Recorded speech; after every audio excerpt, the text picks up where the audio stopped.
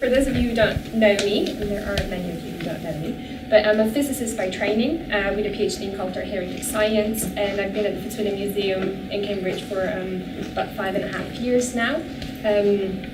Before that I was in Washington at the National Gallery of Art, and before then in Paris. So for the past 10 or 12 years I worked in museums and with museums, focusing on the non-invasive analysis of works of art, and specifically of manuscripts in the last 6 years or so. So all of the research I'll discuss today was carried out at the Fitzwilliam Museum in collaboration with people both at the museum and elsewhere. And so all of my examples except for one relate to manuscripts. I do have one painting in, thanks to Spike Buckler, who's sitting there in the back, who's the senior research scientist at the Hamilton Park Institute in Cambridge, which is a department of the Fitzwilliam Museum. So I'm grateful to him for sharing his pictures and his research with us. I was going to start trying to explain why we want to use images, but Roald has already done that.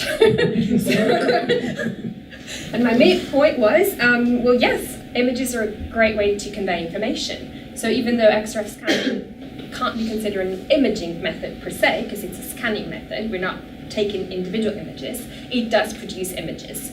And they're a great way to convey information in a cross-disciplinary environment like ours is. They're also the only way, as far as I can tell, to really pick out some things that no matter how many individual spectra you take, you're never going to be able to deduce or assume for sure that that information relates to a certain area. So you get information about the entire object you're looking at, or about the entire portion of the object you're scanning, and that's great.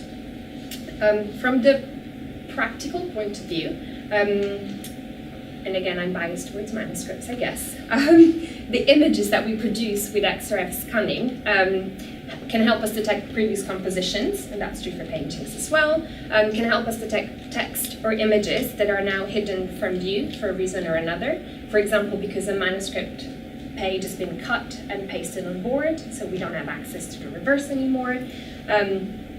There's lots we can do. Now with the Fitzwilliam, unfortunately, we don't have an M6. Maybe one day.